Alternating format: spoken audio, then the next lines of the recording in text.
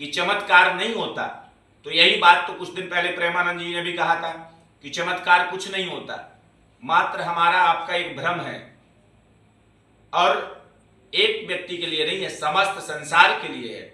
जो व्यक्ति चमत्कार की धुंध में अंधा हो जाता है, वह व्यक्ति अपना सर्वस्व नष्ट कर देता है। रामभद्राचार्य जी के पास जितना वेद के मंत्रों का, पुराणों के श्लोकों का, व्याख्याओं का संग्रह है, इतना किसी के पास नहीं है। और अगर है किसी के पास तो उसका प्रमाण दें। और अगर वो कहते हैं किसी भी प्रकार से वह सुखी नहीं रहता, इसलिए उन्होंने यही कहा है जो उचित है उनको आप उचित सिंहासन दीजिए, उचित कार्य दीजिए। अगर एक व्यक्ति अगर किसी कंपनी में काम करे और एक सुपरवाइजर कहे कि हम इंजीनियर हैं, हमको इंजीनियर का काम दीजिए, पूरी बिल्डिंग गिर जाएगी, क्योंकि बिल्डिंग बनाने का काम लेबर का है, मिस्त्री का है, पर उस बिल्डिंग को सही तरीके से, सिस्टमेटिक तरीके से बनवाने का काम इंजीनियर का है। तो प्रत्येक व्यक्ति का काम है, जो व्यक्ति उस योग्य होता है उस व्यक्ति को वह कार्य दिया जाता है। रामभद्राचार्य जी कहीं से भी गलत नहीं है और प्रेमानंद जी महाराज भी अपनी जगह पर पूर्ण रूप से सही है। दोनों पारसमणि हैं और दोनों का सम्मान करिए। अगर आप शुद्ध सनातनी हैं तो, और अगर आपके अंदर सनातन का डीएनए भी नहीं है तो निश्चित है आप विरोध कर रहे होंगे, और जो विरोध कर रहे हैं उनके ऊपर हमको भी संशय होता है, कहीं ऐसा तो नहीं कि कहीं कुछ कमी हो। तो सबसे पहले अपना परीक्षण करिए, उसके बाद ऐसे महान संतों के ऊपर लांछन लगाइए। पूर्ण रूप से रामभद्राचार्य जी और प्रेमानंद जी महाराज का अभिनंदन वंदन करिए कि परमात्मा की कृपा से आपके जीवन में ऐसे दो दिव्य महान पुरुषों का आपको दर्शन हो गया है। हम प्रार्थना करते हैं रामभद्राचार्य जी महाराज से और प्रेमानंद जी महाराज के चरणों में। सत सुधरई सत संगति पाई, घोर कलयुग आ गया भैया। ऐसा ना तो कभी सुना है और ना कभी देखा होगा संसार में जिस प्रकार के आचरण हो रहे हैं। अरे ऐसे ऐसे लोग इस संसार में उत्पन्न हो गए हैं जिन्होंने मान मर्यादाओं की धज्जियां उड़ा करके रखी हैं, और शास्त्र सम्मत भी है। कई बार तो लोग अपनी समस्त मर्यादाओं को भूल जाते हैं।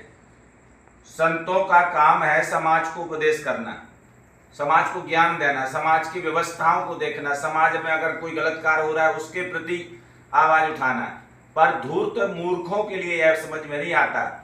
कुछ तो ऐसे हो गए हैं श्वान की नाई बस भौंकना शुरू प्रारंभ कर देते हैं, ना किसी चीज का ज्ञान है ना कुछ है।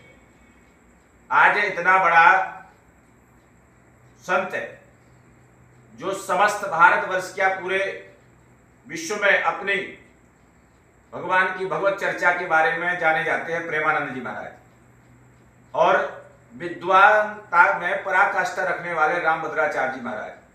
इन दो महान पुरुषों के बीच का जो वार्तालाप हुआ है, कुछ चंद व्यूज के चलते, चंद पैसों के चलते, कुछ हमारे सनातन के विरोधियों ने, जो सनातन धर्म से विरोध करते हैं, और रामभद्राचार्य जी के शब्दों को काट करके गलत तरीके से समाज में पेश किया। रामभद्राचार्य जी ने जो कहा क्या वह सही है या गलत है? आप लोग भी अपनी अपनी राय इसमें दीजिए। रामभद्राचार्य जी का कहना था कि संसार में अब कथा वो बाँच रहे हैं जिनको कथा का ABCD भी नहीं आता है, तो इसमें क्या गलत कहा उन्होंने?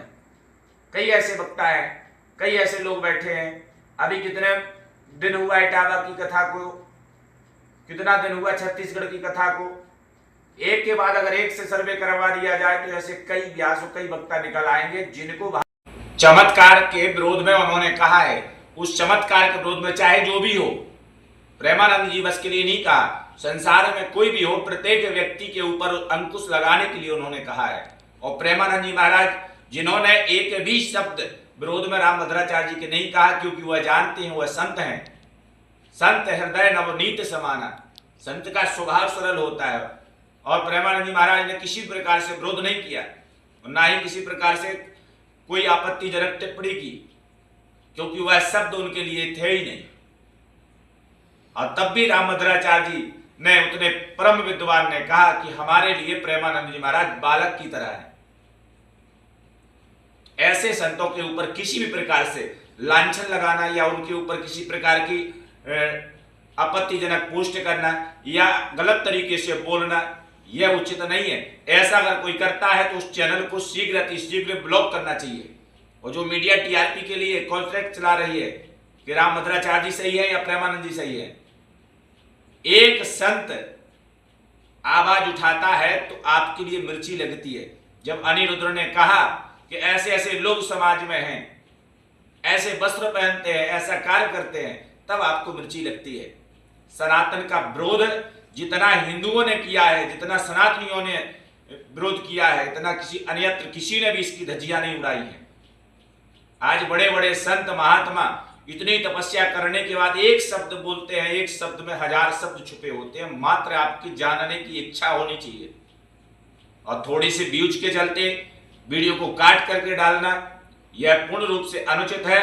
ये दोनों संत, चाहे रामभद्राचार्य जी हो और चाहे प्रेमानंद जी महाराज हो, दोनों कलयुग की पारसमणि हैं। रामभद्राचार्य जी को जितना वेदों का, पुराणों का, मंत्रों, जो लोग ऐसे मन में विचार रख रहे हैं, सनातन विरोधी हैं, ऐसे ही लोग रामभद्राचार्य जी के वीडियो को काट काट करके जो है अपने चैनल पर डाल रहे हैं। और न्यूज वालों के लिए भी विशेष, देखिए, दो महान पुरुषों की बीच में कॉन्टेस्ट चलाया जाता है, प्रेमानंद सही है या रामभद्राचार्य जी। अरे मूर्खो, दुनिया में दोनों ही इस कली काल में पारसमणि हैं। रामभद्राचार्य जी जैसा व्यक्ति अगर संसार से चला जाएगा तो उसके बाद फिर आपके लिए राम मंदिर जैसा मुद्दा द्वारा देखने को नहीं मिलेगा। ये वही संत है जिन्होंने सुप्रीम कोर्ट में जाकर के बिना आंखों के प्रमाण दिया था कि हनुमानगढ़ी से सीता रसोई कितने दूर है, और जो प्रमाण दिया वो राज भी रामायण में है। जिनके दोनों नेत्र नहीं है, जो निरंतर भगवान का ही भजन करते रहते हैं, वह अगर समाज के लिए अगर कुछ बोल दे तो लोगों के लिए मिर्ची लग जाती है। मीडिया को बैठे बिठाए जो है टीआरपी बढ़ाने का मौका मिल जाता है। और अभी कुछ ही दिन बीते हैं, रामभद्राचार्य जी के वक्तव्य को आप छोड़िए, प्रेमानंद जी महाराज ने थोड़ा सा शब्द उन दुष्टों के प्रति बोल दिया था, उन व्यभिचारियों के प्रति बोल दिया था, तो कई समाज में से कीड़े उबाल मारने लगे थे। लविन में रहना ऐसा है, हमारी इच्छा है, हमारे। फिर मीडिया के स्टूडियो में आप विशेष कपड़ा पहन के क्यों जाते हैं, जब अगर आप उस चीज का विरोध कर रहे हैं तो कई ऐसे लोग हैं कीड़े की तरह बिलबिला करके ऊपर आ जाते हैं।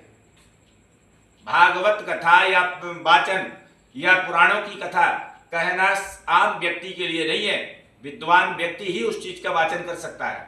व्यासपीठ पर विद्वान ही बैठ सकता है। यही रामभद्राचार्य जी ने कहा, कुछ गलत नहीं कहा है। और अगर कहा है तो चमत्कार के लिए कहा है, चाहे वह बागेश्वर हो। कलयुग आ गया है। कलयुग क्या है? कलयुग यही है जहां पर भगवान का तिरस्कार हो रहा है, रामायण जलाई जा रही है, ब्राह्मणों का तिरस्कार हो रहा है, ब्राह्मणों का अपमान हो रहा है, संतों का अपमान हो रहा है। यही तो कलयुग है। कलयुग कहीं आपको दूर जाकर देखने को नहीं मिलेगा। यही कलयुग दर्शन है कलयुग का। कर लीजिए।